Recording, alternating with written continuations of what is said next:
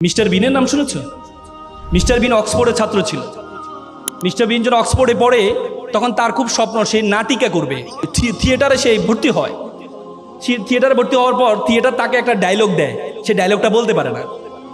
তো তারা বলে তুমি যদি ডায়লগ না বলতে পারো তাহলে তুমি কি নাটক করবা? তাকে বের করে দেয়। মিস্টার বিন চিন্তা করলো আমি ডায়লগ বলতে পারি না, কিন্তু আমি এমন একটা নাটক আবিষ্কার করব যে নাটকে কোনো ডায়লগ দিতে হবে না।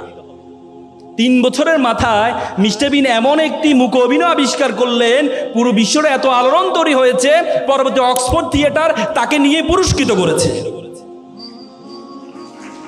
এরপর তুমি বলো তোমাকে অনর্থক সৃষ্টি করেছে আল্লাহ? আল্লাহ তোমাকে অনর্থক সৃষ্টি করেছে? আল্লাহ তোমাকে অনর্থক সৃষ্টি করেনি। তুমি একটু কালো হলে মন খারাপ করো, হ্যাঁ আমি কালো, আমাকে কেন আল্লাহ অনর্থক সৃষ্টি করেছে? মন খারাপ করো না, করো না? একটা ছেলে প্লে বয়, খুব সুন্দর, সব সময় মেয়েরা তার পিছনে ঘুরে। তো পড়াশোনা তো আর করে নাই, সবসময় প্লে বয় ছিল, পড়াশোনা তো আর করে নাই। তো চিন্তা করলো এবার তো বয়স তো পার হয়ে যাচ্ছে, বিয়ে তো করা দরকার। বিয়ে করতে হলে তো বউ চালাইতে হবে, বউ চালাতো সামর্থ্য তার নাই। সে চিন্তা করলো এমন একটা মেয়ে বিয়ে করতে হবে যে মেয়ের কি, যে মেয়ে চাকরি করে। তো পরে বন্ধুকে বলে বন্ধু চলো একটা মেয়ে দেখতে যাব। বন্ধু তো ভাবছে যে তার পিছনে সুন্দর সুন্দর মেয়েরা ঘুরে, এমন এক বিশ্ব সুন্দরীকে আজকে দেখতে যাবে, একটা দেখার তো তার খুব শখ। বন্ধু যাওয়ার পর দেখে যে মেয়েটা কালো। বন্ধু মেয়ে তো কালো। যা বেটা, নদীর জল ঘোলা ভালো, জাতের মেয়ে কালো ভালো। বন্ধু একটু পর বন্ধু তো টেডা। যা বেটা, এটা লক্ষ্মী টেডা।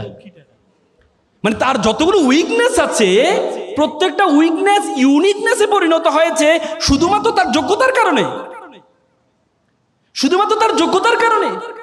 আর তুমি বলো তোমাকে অনর্থক সৃষ্টি করেছে?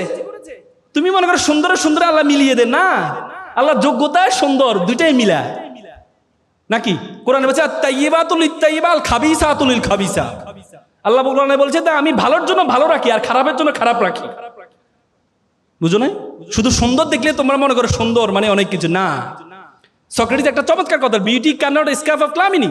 সৌন্দর্য কখনো কলঙ্ক থেকে মুক্ত থাকতে পারে না। তো সুতরাং সবসময় সুন্দরের পিছনে ঘুরিও না।